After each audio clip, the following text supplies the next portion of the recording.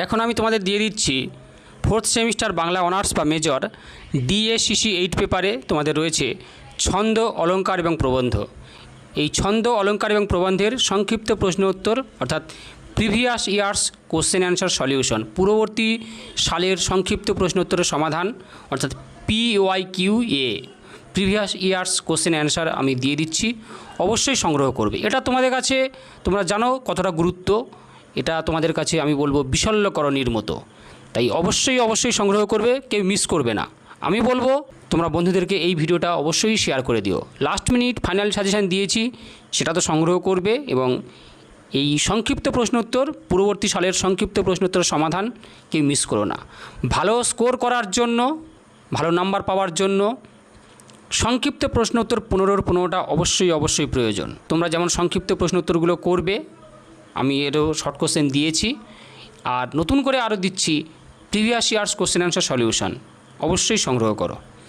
আর তোমাদের পরীক্ষা হয়ে গেলে শীঘ্রই অনলাইন ক্লাস শুরু হয়ে যাবে। যারা আমার কাছে অনলাইনে ক্লাস করতে চাও বা নোট সংগ্রহ করতে চাও, স্ক্রিনে দেওয়া নাম্বারে যোগাযোগ করবে, সমস্ত কিছু হেল্প পেয়ে যাবে। প্রান্তিক গাইড তোমাদের সেবায় রয়েছে, পাশে রয়েছে। নিয়মিত অনলাইন ক্লাস, নোটস এবং সমস্ত টপিকসগুলো, টেক্সটগুলো আলোচনা এবং ক্লাস রেকর্ডিংয়েরও ব্যবস্থা থাকে।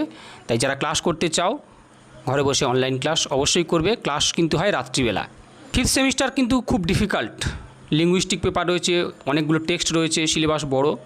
তাই আমি মনে করি প্রথম থেকে ক্লাসে তোমরা অ্যাডমিশান নিয়ে নেবে, শীঘ্রই ক্লাস শুরু হয়ে যাবে। দেখে নাও। আরও একটা ব্যাপার হচ্ছে, এটা কিন্তু পাস কোর্সের অর্থাৎ জেনারেল বা এমডিসিদের CC 8 পেপারেও রয়েছে, পাস কোর্স বা জেনারেল CC 8-এও রয়েছে। তাই সবাই কিন্তু এই ভিডিওটা সংগ্রহ করবে, কেউ মিস করো না।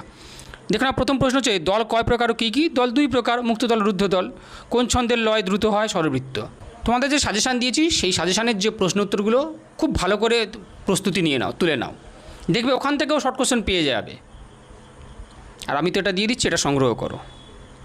সমস্ত ছন্দ অলঙ্কার এবং প্রবন্ধের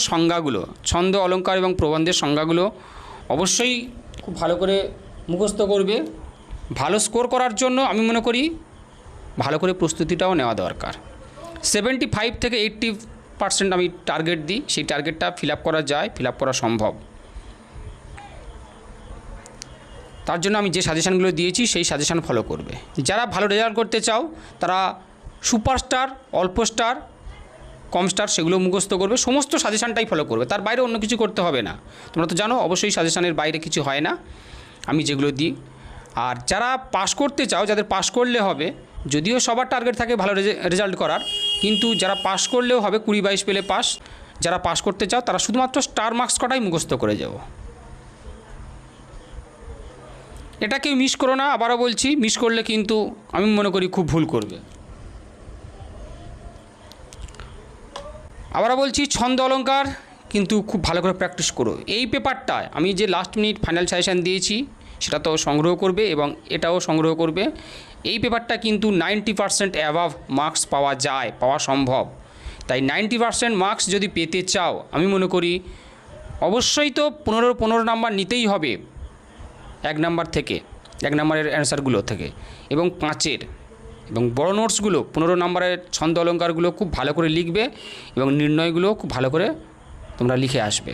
তাহলে দেখবে 90% অবশ্যই তোমাদের স্বপ্নটা পূরণ হবে, 90%-এর স্বপ্ন পূরণ হবেই।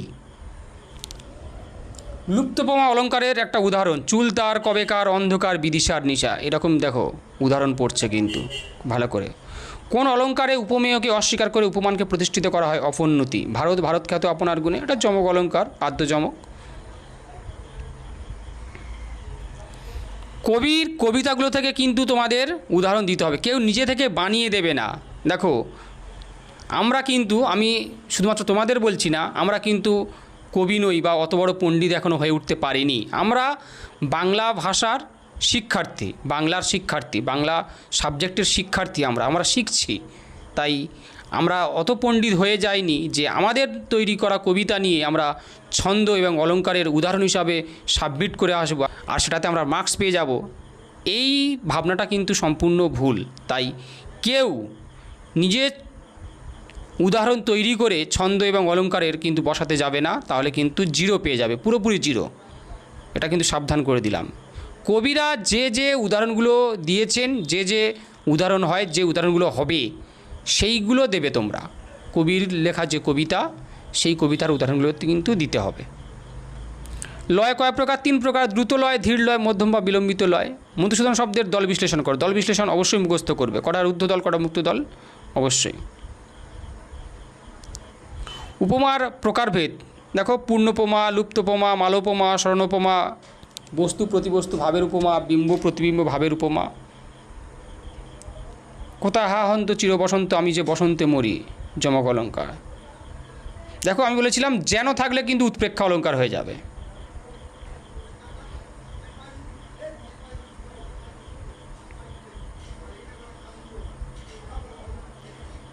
আর খুব শীঘ্রই কিন্তু আমাদের অনলাইন ক্লাস শুরু হয়ে যাবে। যারা অনলাইন ক্লাসে অ্যাডমিশন নিতে চাও, স্ক্রিনে দেওয়া নাম্বারে যোগাযোগ করবে,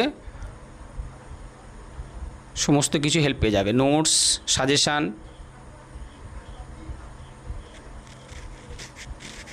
টপিকগুলোর আলোচনা এবং ক্লাসের রেকর্ডিং আমাদের থাকে। তাই অ্যাডমিশন নিয়ে নিও, শীঘ্রই ক্লাস শুরু হয়ে যাবে, তোমাদের পরীক্ষা হয়ে যাওয়ার সঙ্গে সঙ্গে। মুক্তক ছন্দের নামকরণ করেছিলেন প্রবোধচন্দ্র সেন।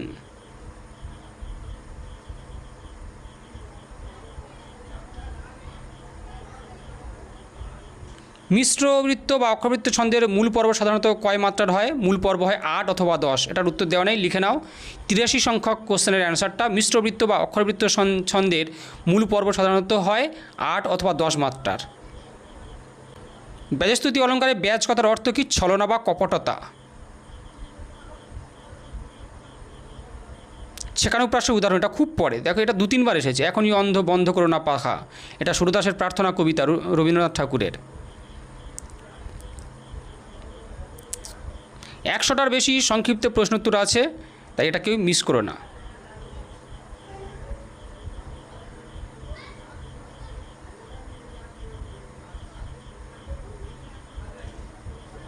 পূর্ণজ্যোতির দ্বারা নির্দিষ্ট ছন্দ বিভাগকে কী বলে? চরণ বা লাইন। পুনশ্চ কাব্যগ্রন্থ রবীন্দ্রনাথের বলাকা হচ্ছে গতিবাদী ছন্দ। যমক শব্দালঙ্কার নাকি অর্থালঙ্কার? শব্দালঙ্কার। যমক, শ্লেষ, বক্রোক্তি, অনুপ্রাস এগুলো হচ্ছে শব্দালঙ্কার। ফাঁসির মঞ্চে গেয়ে গেল যারা জীবনের জয়গান, বিরোধাভাস অলঙ্কার।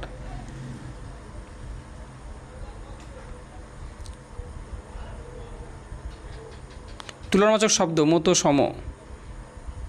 কি সুন্দর মালা আজি পরিয়াছ গলে, প্রচেত, ব্যাজস্তুতি অলঙ্কার। ব্যাস, এই দিয়ে দিলাম। 106টা কোশ্চেন আছে, দেখো সমস্ত কোশ্চেন অ্যান্সারগুলো প্রিভিয়াস ইয়ার্সের আমি দিয়ে দিলাম, সংগ্রহ করো। আর যারা অনলাইন ক্লাস করতে চাও, নোট সংগ্রহ করতে চাও, অবশ্যই স্ক্রিনে দেওয়া নাম্বার যোগাযোগ করবে।